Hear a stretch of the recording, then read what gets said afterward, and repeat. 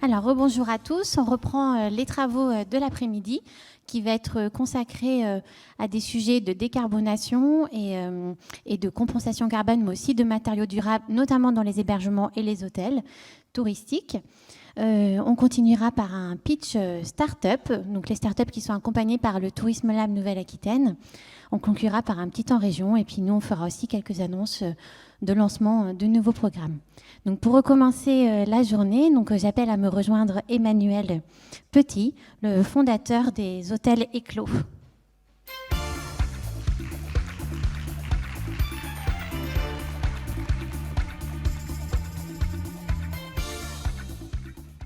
Bonjour à tous. Merci en tout cas de me recevoir aujourd'hui ici à Pau, au Tourisme Lab. Bonjour Emmanuel, merci d'être venu jusqu'à Pau pour nous parler de la stratégie que vous avez mise en place au sein des hôtels. Est-ce que vous pouvez un petit peu nous présenter dans le contexte dans lequel vous avez créé cette marque et cette chaîne d'hôtels et on parlera après de la stratégie que vous avez développée. Ok, donc moi j'ai travaillé 12 ans dans le groupe Accor et en fait j'ai voulu quitter le grand groupe, la multinationale, pour me lancer dans une aventure entrepreneuriale et créer une entreprise avec des valeurs fortes, à la fois humaines et écologiques. Et c'est pour ça que je suis parti dans cette aventure avec la volonté de bousculer un peu les codes de l'hôtellerie économique et de la rendre plus humaine, plus durable et plus conviviale. Et ça fait donc maintenant, j'ai lancé mes premiers hôtels en 2014 et nous avons aujourd'hui 7 hôtels en exploitation, 720 chambres, 1600 lits et on a 4 hôtels en construction actuellement à Montpellier, Lyon, Roissy et le dernier qui m'échappe, Paris, voilà, qui sera notre dernière ouverture début 2024. Éclos, c'est avant tout un concept que je veux vivant. Je veux bousculer les codes de l'hôtellerie économique en la rendant plus humaine et plus conviviale et ouverte sur l'extérieur. Donc avant tout, avant d'être un hôtel, c'est un véritable lieu de vie ouvert sur le quartier, ouvert sur ses habitants. Et ce que je vous propose, c'est... On a une petite vidéo qui va vous montrer notre dernier né, qui est notre hôtel de Toulouse, qui a ouvert en juin sur la cartoucherie, sur l'écoquartier de la cartoucherie à Toulouse.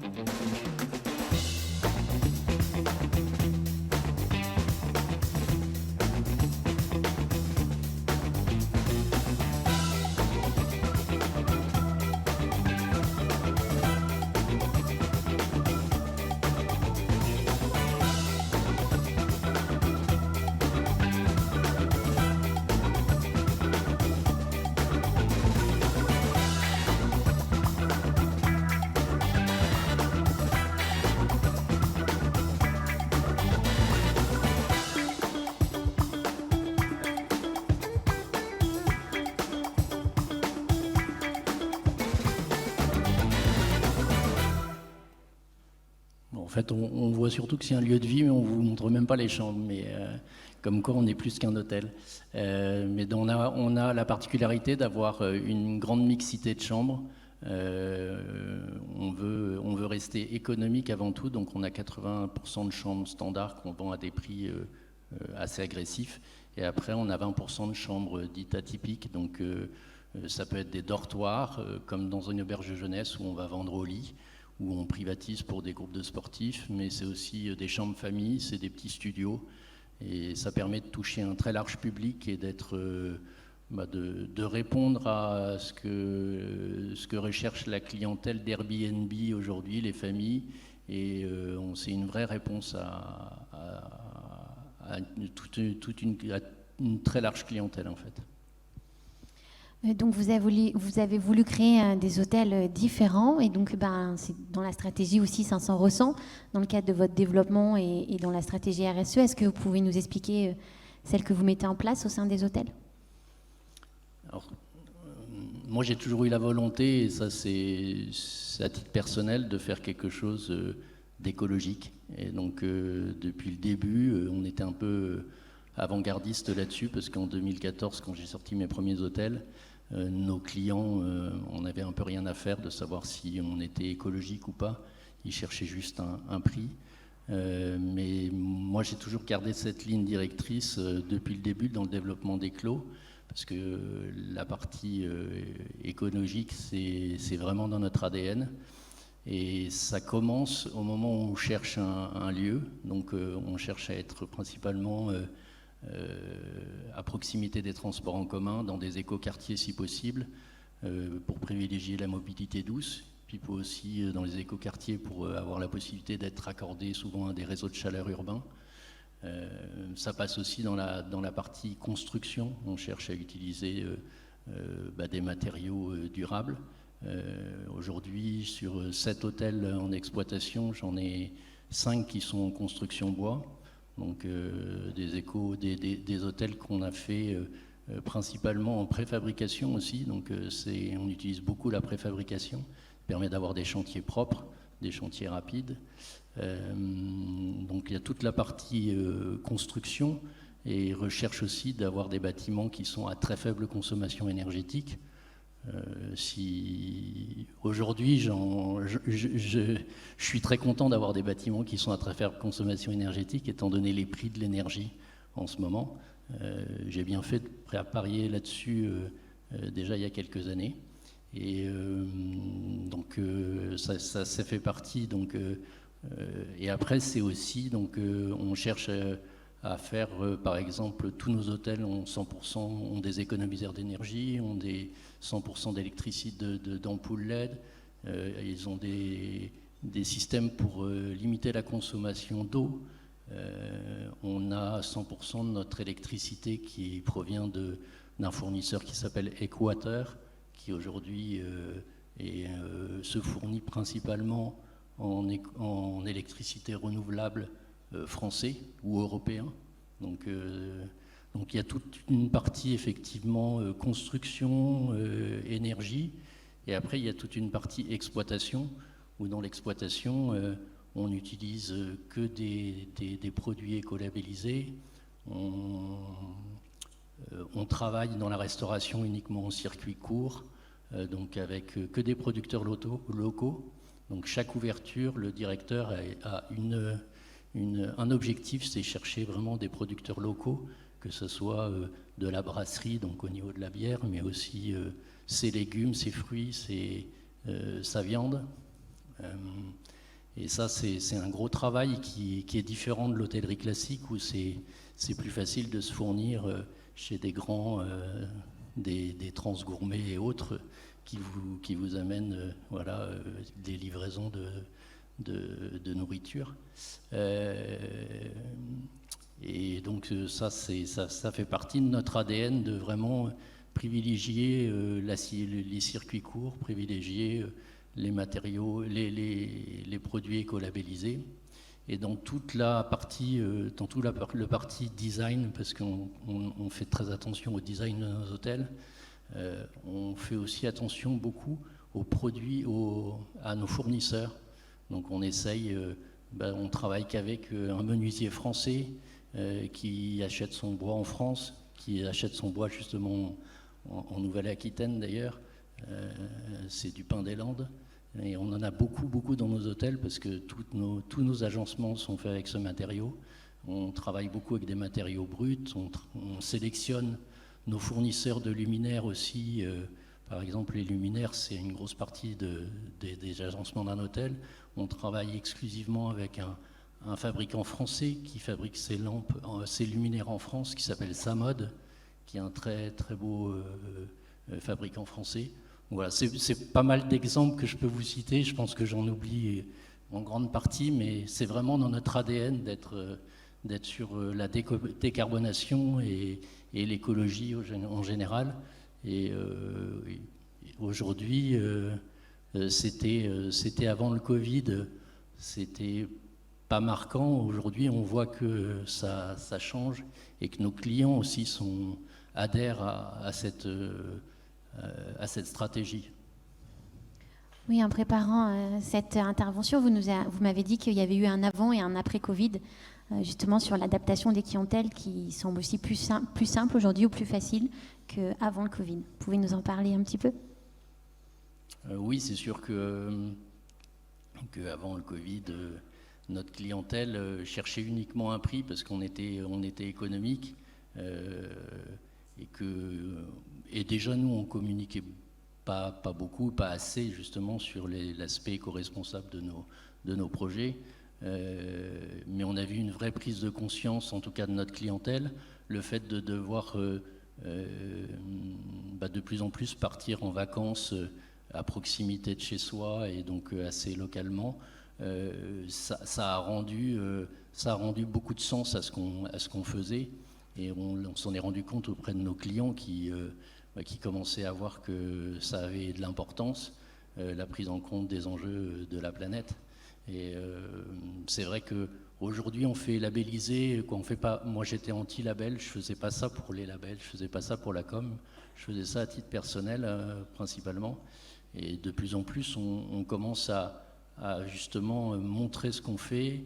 On fait auditer tous nos établissements tous les ans par un organisme qui s'appelle Betterfly Tourisme, qui est soutenu par l'ADEME et qui donne une notation à nos hôtels sur la décarbonation, sur l'utilisation il y a 4 critères majeurs, donc la consommation d'eau, les produits écolabellisés, la décarbonation, puis j'oublie encore, il y en a un 4e, mais on a une note comme les réfrigérateurs et des machines à laver, donc on obtient sur tous nos hôtels aujourd'hui la note A, et l'hôtel de Bordeaux d'ailleurs, qui est le 4e hôtel qu'on a ouvert, a obtenu le fait d'être le 5e hôtel le plus écologique de France.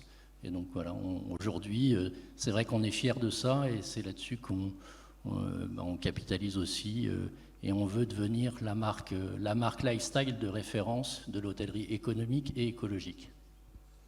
Et vous engagez aussi au sein du coup de l'entreprise une stratégie RSE qui est mutualisée. Où est-ce que vous en êtes du coup dans le déploiement ? Alors ça, effectivement, aujourd'hui, moi, je me suis beaucoup attaché, surtout effectivement, à la partie de l'exploitation de l'hôtel et la partie construction au démarrage. Mais depuis un an maintenant, on veut développer une vraie stratégie RSE. Et RSE, ça veut dire aussi la partie sociale. Et donc, on réfléchit de plus en plus à vouloir intégrer nos salariés dans notre réflexion, dans notre processus. On voit que depuis le Covid, on a une marque employeur qui commence à être vraiment reconnue. Et donc on arrive à attirer des talents qu'on n'arrivait pas à attirer auparavant. Donc on arrive justement à bien s'entourer de gens de fortes compétences et des jeunes qui ont envie de faire bouger les choses. Et donc moi, c'est pas ma génération, maintenant j'ai quelques années, c'est pas ma génération qui allons faire vraiment bouger les choses. Je pense que maintenant ça va venir aussi des jeunes aujourd'hui, des trentenaires, et on arrive justement à attirer des talents qui vont porter justement ce mouvement pour être de plus en plus dans du tourisme durable. Et c'est ce qu'on cherche à faire, et ça va dans notre stratégie RSE. Maintenant, ce qu'il faut, c'est que comme tout hôtelier, restaurateur, on a quand même des problématiques RH fortes ces derniers temps. Et donc on arrive sur des postes à responsabilité justement à attirer des talents. Maintenant, dans toute notre stratégie RSE, c'est comment impliquer justement tous nos salariés, que ce soit de la femme de chambre, parce que nous on sous-traite rien, on fait tout nous-mêmes. Donc ça, c'est aussi notre volonté, c'est pas sous-traiter. Et donc on veut aussi pouvoir intégrer dans ce processus tout type de salariés, du plus petit salaire jusqu'au plus haut salaire. Et donc ça fait partie de notre stratégie RSE de travailler là-dessus, et on veut aller plus loin encore. Et pourquoi pas devenir entreprise à mission, et pourquoi pas avoir le label Bicorp dans un futur, on va dire, dans les 2 ans à venir, quoi. Et donc cette stratégie, c'est pas toujours si simple à mettre en œuvre, parce qu'il y a aussi des dilemmes en termes de rentabilité. Quelles sont les difficultés que vous pouvez rencontrer au quotidien dans la mise en place de cette stratégie? Ben oui, il y a toujours des dilemmes entre faire des choses qui peuvent coûter au départ et puis on prend des décisions, c'est peut-être pas toujours les bonnes. Il y en a certaines qui décider d'investir sur un hôtel en mettant des panneaux photovoltaïques en autoconsommation sur le toit. On en a fait dans plusieurs hôtels. Ça a un coût au démarrage. On ne l'a pas fait partout. Certains, maintenant, je regrette parce que justement, je préférerais produire mon électricité que l'acheter. Mais aujourd'hui, voilà, il y a d'autres projets qu'on veut faire. Ma plus grande fierté là-dessus, ça a été d'être précurseur et donc d'avoir commencé sur de l'hôtellerie durable déjà il y a plus de 10 ans maintenant. Maintenant, l'objectif, c'est d'aller plus loin et puis au lieu de construire, je cherche aussi à réhabiliter des bâtiments, rendre des bâtiments qui étaient des passoires énergétiques en bâtiments beaucoup plus économiques économique en termes de consommation d'énergie. C'est ce qu'on fait là pour la première fois à Montpellier. On se lance dans notre première réhabilitation. Voilà, ça fait partie des choses qu'on essaye de faire. On va mettre sur cet hôtel de Montpellier, on va essayer de produire 100% de notre eau chaude sanitaire par le soleil. Donc ça fait partie des petits défis qu'on se lance et on essaye d'avancer pas à pas et de voir vers où on peut aller, jusqu'où on peut aller. Et donc, si vous aviez un petit conseil à donner à tous les hôteliers ou en tout cas les hébergeurs qui ont envie de se lancer dans ce genre de travaux, de stratégie, qu'est-ce que vous leur direz? Je dirais surtout que les petits ruisseaux font les grandes rivières. Donc il faut toujours se lancer déjà, donc commencer par quelque chose. Aujourd'hui, les enjeux de la planète, on les connaît tous et il faut arrêter de regarder ce que font les autres. Il y a des mauvais élèves, il y en a partout.